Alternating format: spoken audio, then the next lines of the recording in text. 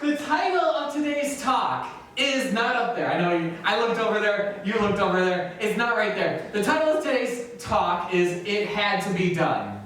It had to be done. Tell me, it had to be done. It had to be done. It had to be done. When I go on the Dominos website and I see that one medium, one topping pizza is $14, and for exactly the same price, you can get the deal for $6.99 each. You can get the same exact pizza plus 3 lava cakes. You know what I would say to that?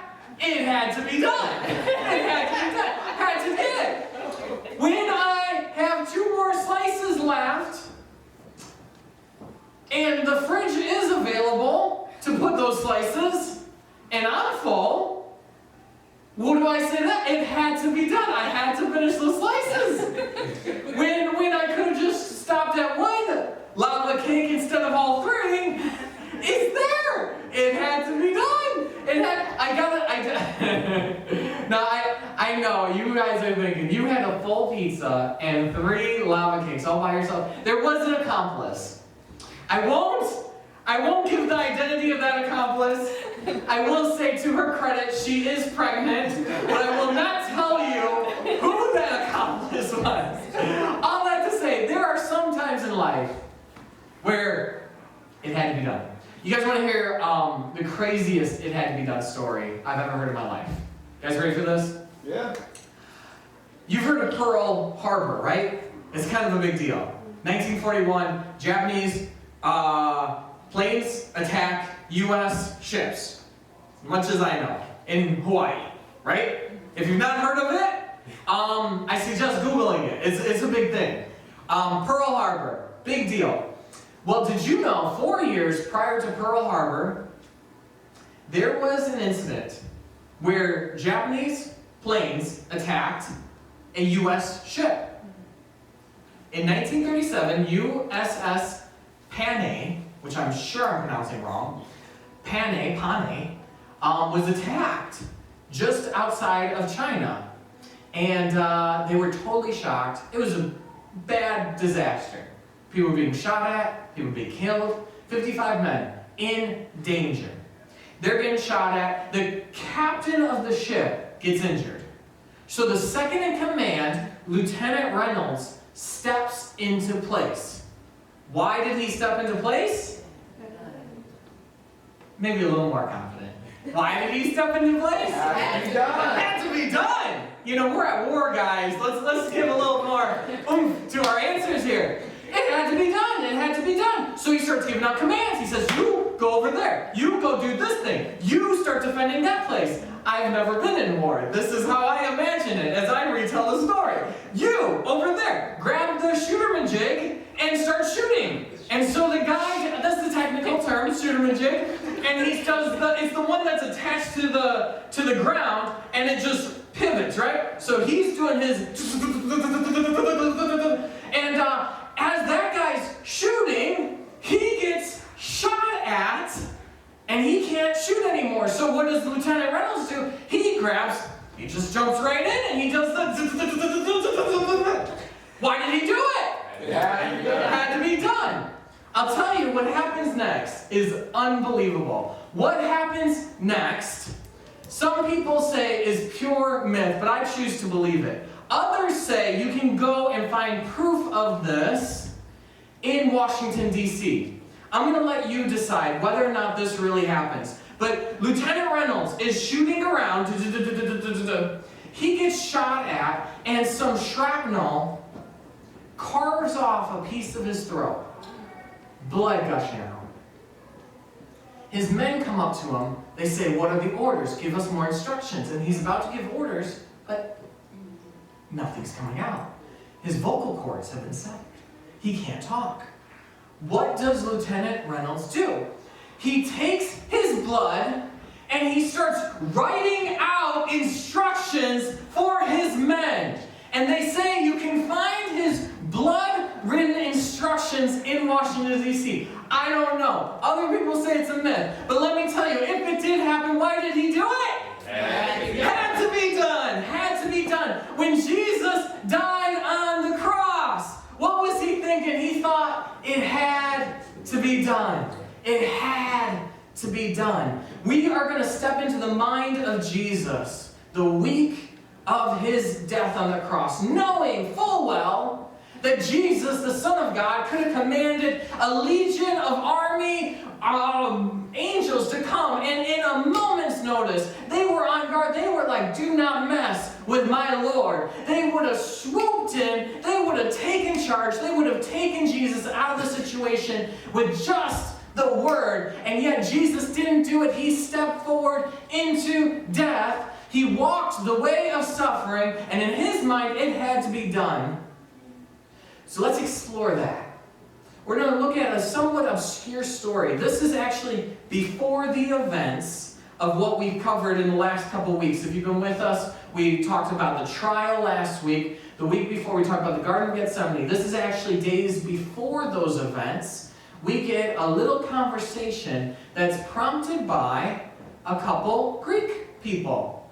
Obscure, I don't know if I've ever heard this message talked about, ever preached on, but let's go to this right here. We've got the scene in John 12.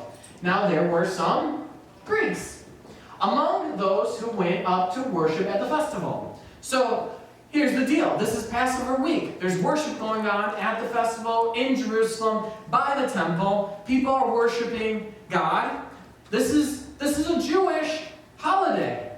But from the very beginning, when God called Abraham, he said, you will be a blessing to the nations. There was always this invitation for non-Jews to participate. So here's a group of non-Jews coming at the festival. Maybe they knew Philip. I'm not sure. Somehow there must have been some connection with Philip, because they come to Philip, and he's from Bethsaida in Galilee with a request. They say, sir, we'd like to see Jesus. You know, it's interesting when the Bible tells us and what the Bible doesn't tell us. John does not tell us why they wanted to see Jesus.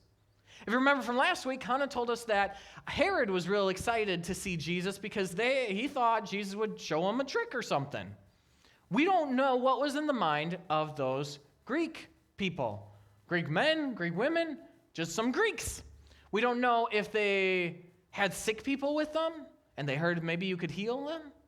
We don't know if they had some philosophical, religious question. They're looking at Judaism. They're hearing from the Pharisees, the scribes. They're hearing these teachings that they heard. Jesus had his own take on how to understand the Torah. Maybe he could answer our question. We don't know if they were for Jesus. They were against Jesus. They had no clue. Maybe they just wanted his autograph. Maybe they wanted a selfie with Jesus. We don't know why they wanted to see Jesus. It's just left at the whole. They wanted to see Jesus. Their request was to see Jesus. Let me tell you, a request that might be the most important request you ever make in your life is a request to see Jesus. Maybe some of you in this room, when you first saw Jesus, you had no idea how that would transform the way you saw everything else. Reshaped your priorities, reshaped your whole trajectory in life. Maybe the first time you saw Jesus was the first time you knew what real love was. I'll tell you this, they had no idea really what they were asking for when they said, we want to go see Jesus. And so what does Philip do? Philip says, I got to talk to Andrew. I don't know why he has to talk to Andrew. Andrew must be like Jesus' PR guy at this point. Well, the cool thing about Andrew is every time Andrew shows up, he's introducing somebody to Jesus. Pretty cool thing. So Philip goes to Andrew, and Andrew and Philip, they turn and they tell Jesus. Okay? Now here it is. We are in verse 22. We're going to go to the next slide. What is this verse? Verse 23. Okay, so I'm not skipping anything, okay? We go from they go up to Jesus. They say, some Greeks want to see you, right? I didn't make that up, right? Some Greeks want to see you. They tell Jesus. Who tells Jesus? Philip and Andrew. They go up to Jesus. They say, some Greeks want to see you. You guys following, right? I don't think Jesus was following, because here's what Jesus says. The hour has come. Now, if you text me and you say, can I stop at your house I have a question for you. Hey, I've got something to drop off. If you say, I want to stop at your house, can I see you? And I reply, the hour has come. If you replied that, I'd be like, I think you need a minute. You know what? I'm just going to give you some space. What in the world? The hour has come. This is a fun thing John is doing because John is using that as a theme. See, in John 2, toward the very beginning of John's gospel, we see the first miracle of Jesus. He turns water into wine. And he's at this banquet, this wedding banquet, and full on disgrace, they run out of wine. Mary, the mother of Jesus, goes up to Jesus and says, you got to help them. Jesus says, the hour has not come. What a weird thing to say. Jesus, why you got to be weird? He says the hour hasn't come. Mary insists. He says, okay, Mom, I'll do it. He turns the water into wine. Well, to Jesus, he saw wine as a symbol. Could be a symbol of medicine, bringing about healing. The wine could be a symbol of celebration. It says it's not time to crack open the wine yet because the celebration hasn't happened. Jesus saw his whole life moving in one direction, to the cross. And he says, at the cross, you're going to find healing, and we're going to celebrate a victory. And so it wasn't then yet. John 2, the hour hadn't come. But John 12, 10 chapters later, he says, the hour has come. Oh, man. We're leaning in. Okay, Jesus, the hour has come for the Son of Man to be glorified. For the Son of Man to be glorified. Okay, I don't know about you, but that doesn't mean much to me. But if you were a first century Jew who grew up hearing the Bible, hearing the Old Testament all the time from when you were a kid, you would know a few stories. And one of those stories that would be top on the list would be this really strange prophecy in the book of Daniel, Daniel chapter 7, of someone like the Son of Man rising up after defeating these monster things and sitting up high at the right hand of the Ancient One. It's weird and it's shrouded with mystery, but it's this victory of someone like the Son of Man. And Jesus loved calling himself the Son of Man. So if he's talking about the Son of Man being glorified, they knew he's referring to Daniel 7. It'd be like if I were to say it's like a Thanos snap. It's like built into our culture now. It's a part of us. We know exactly what he's talking about. And so this is what he said. The hour has come for the Daniel 7 to be fulfilled, that the Son of Man would be glorified. And we here 2,000 years later, we look at that and we're like, okay, we kind of get what he's talking about. He's talking about his death on the cross. But then we ask ourselves, in what way is dying on the cross glory? I mean, if you've been to church for a while, you might have heard the description of death on the cross and what Jesus went through. The whipping, they put glass and bone and metal into those straps, 18 straps, and they whip their prisoners on the back. The goal is to rip out flesh. Many people died. Jesus didn't die on the whipping, but he was told to carry his cross until he just couldn't anymore, and they had to get someone else to carry his cross. Beatings, whippings, mockery, crown of thorns pressed in, bleeding all over. Do you know what the cross is? If you've been to church on Easter, you might have heard the description that you die on the cross not from the pain, typically not from losing the blood, but it was an act of suffocation. The Romans were so good. They were so good at hurting their prisoners. They came up with a creative tactic to really cause the most suffering. That's why we get the word excruciating. It comes from the word crucifixion. You've heard that. Some of you have.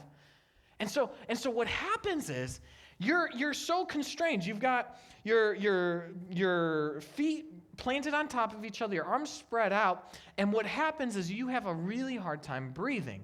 You can kind of breathe in, but the only way you're going to breathe out is if you push yourself up. Imagine the nails through your hands, the nails through your feet. You're pushing yourself up for every breath.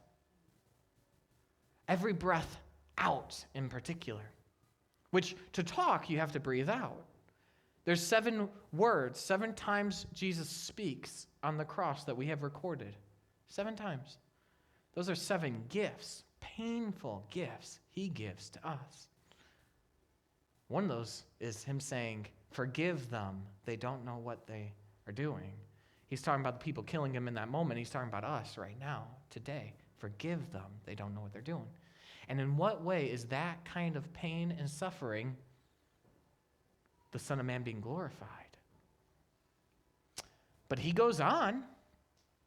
Here's what he says about this. He says, very truly I say to you, unless a kernel of wheat falls to the ground and dies, it remains only a single seed.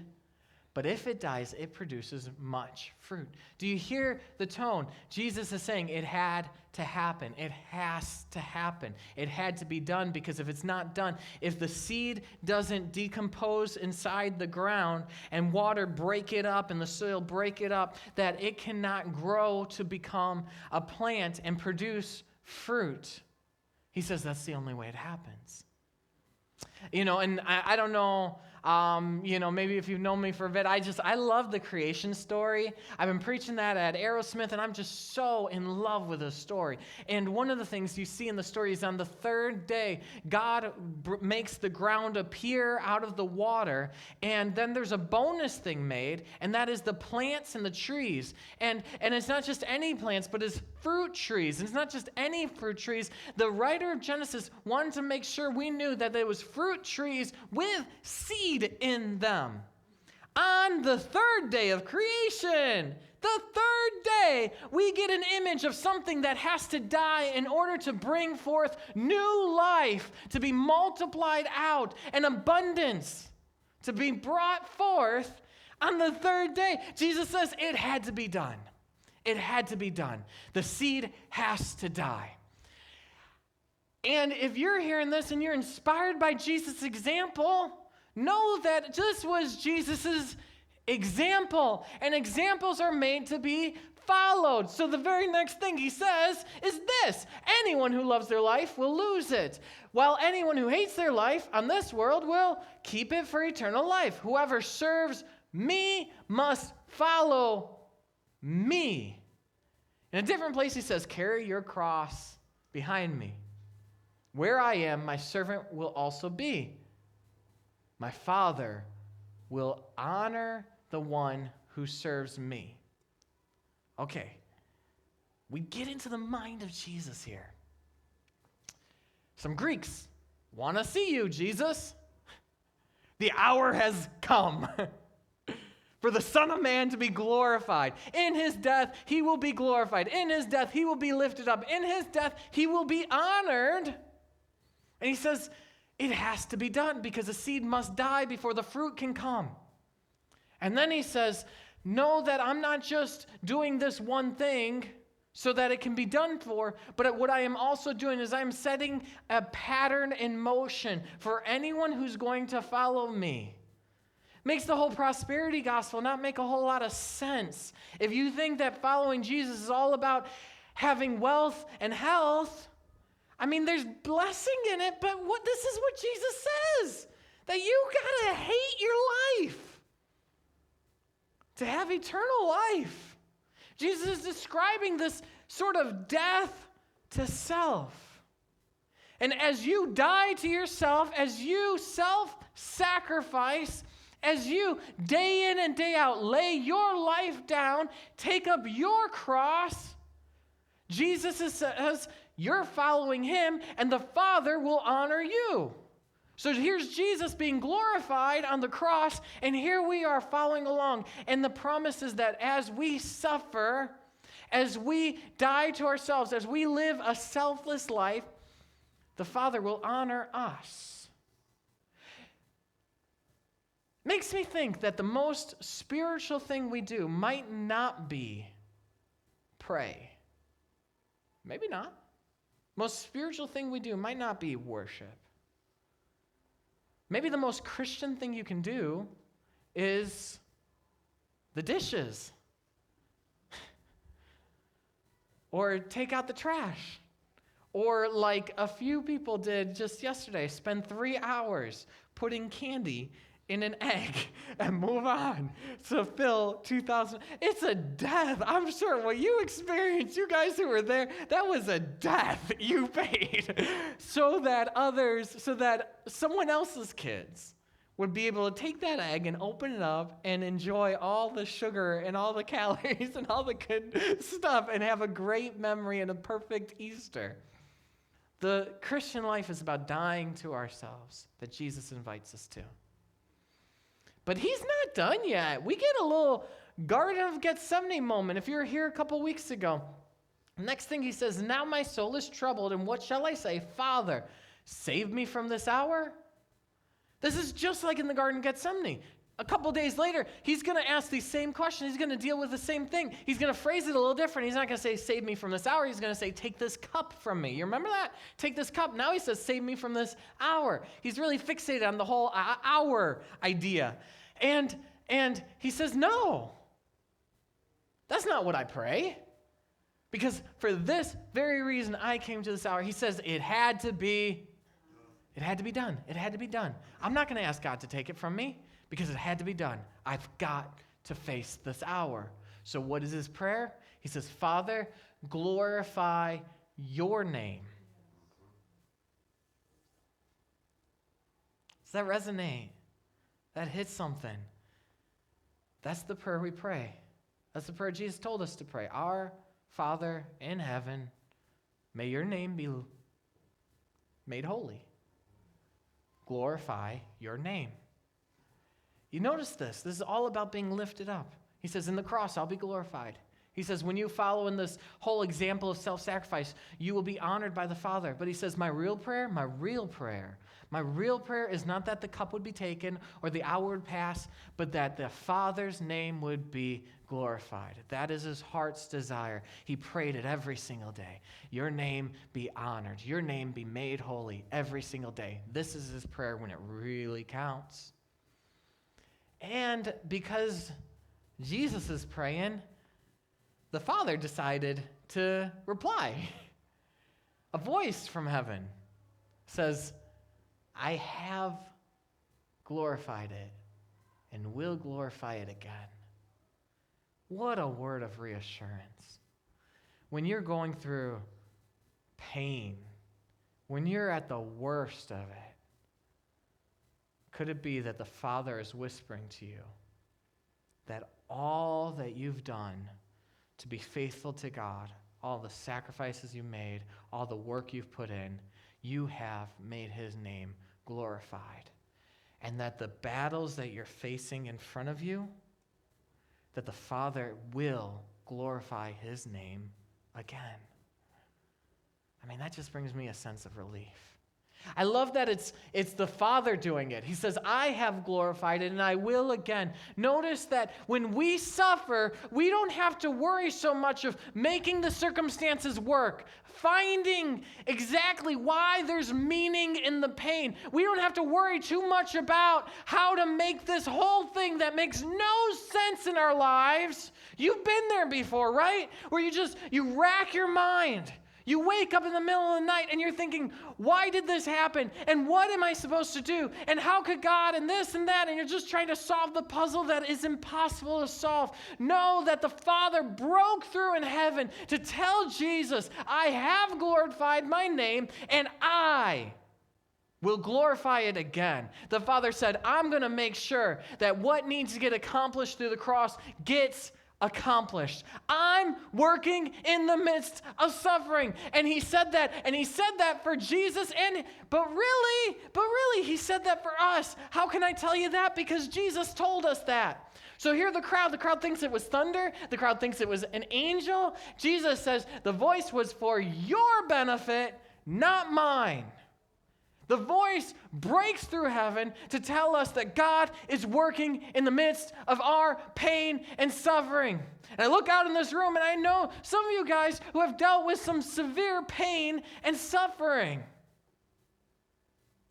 Do you believe that? that God's plan is working, that God promises to glorify his name through it, to bring meaning to your pain.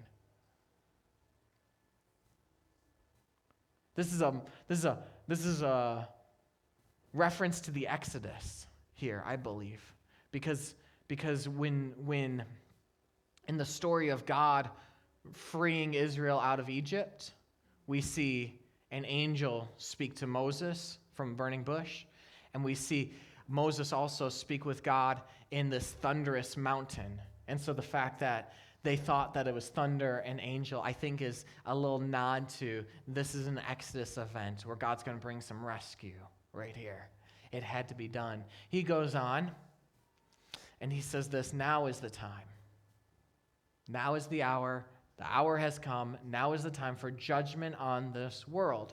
And we read that and we're like, let's not talk about judgment on this world. That's just kind of an angry God image. I don't like thinking about that. Or maybe you come from a tradition where we love talking about how God's going to wipe them out and we're ready to get the blowhorn and say, you're going to hell. You better make right because judgment's on its way. Jesus said so.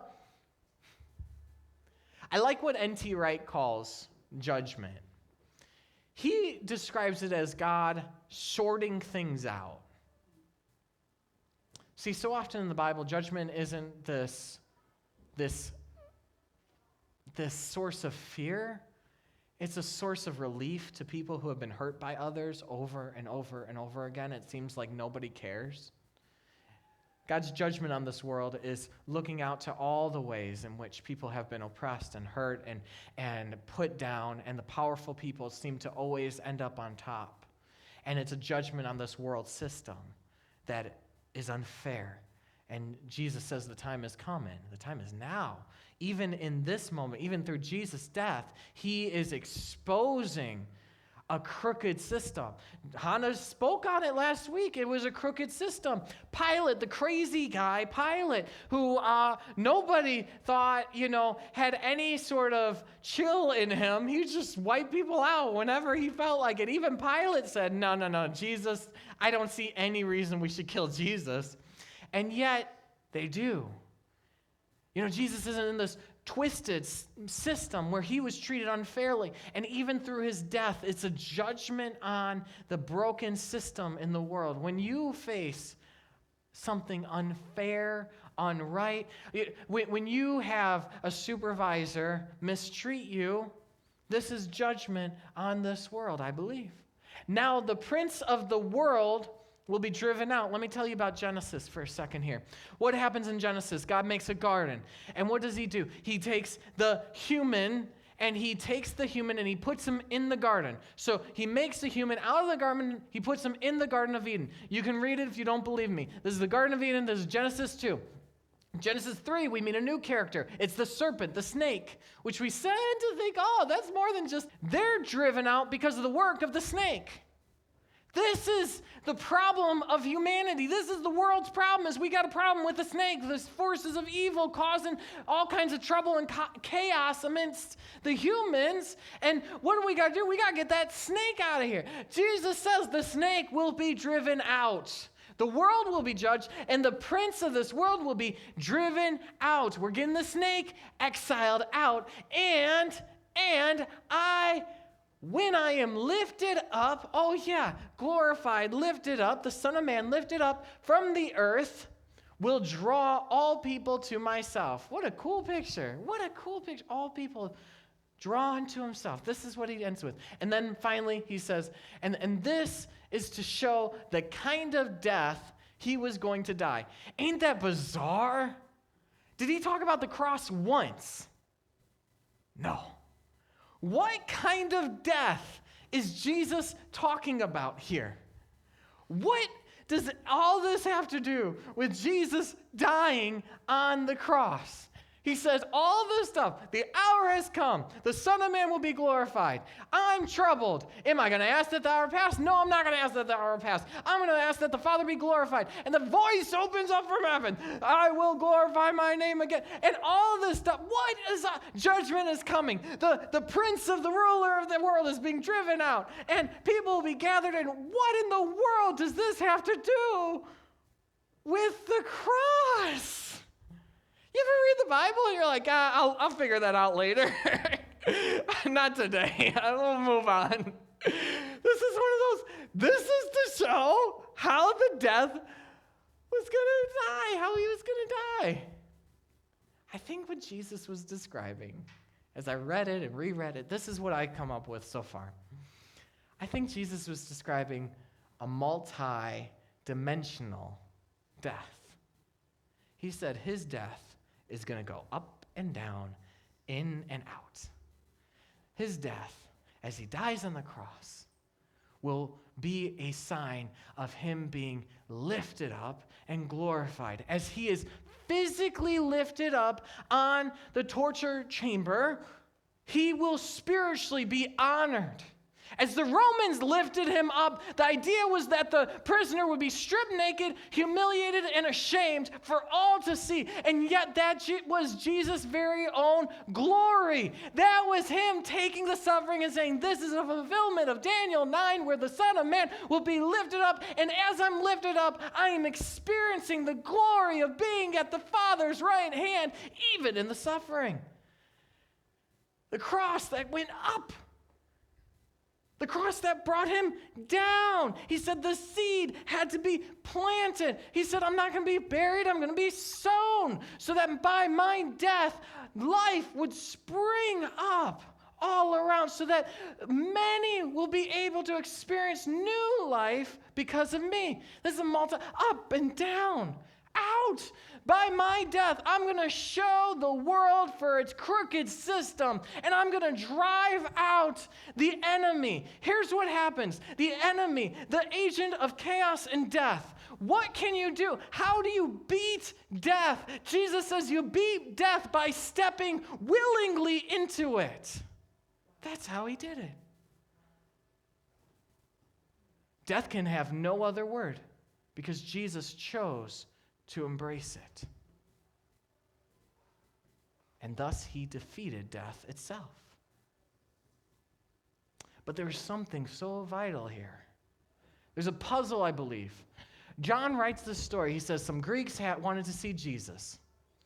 Who was it? Philip and Andrew. Philip and Andrew, what do? They go to Jesus, they say, some Greeks want to see you. And what was Jesus' answer right away? The hour has come. Weird, right?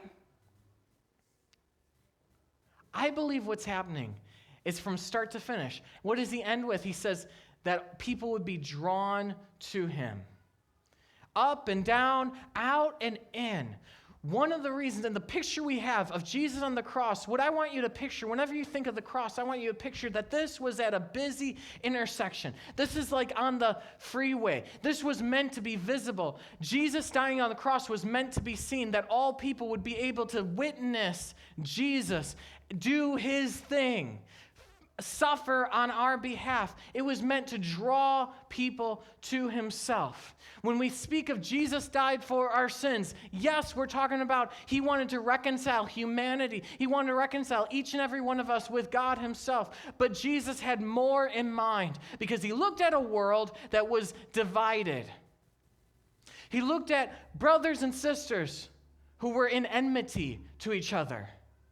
He looked at nation against nation.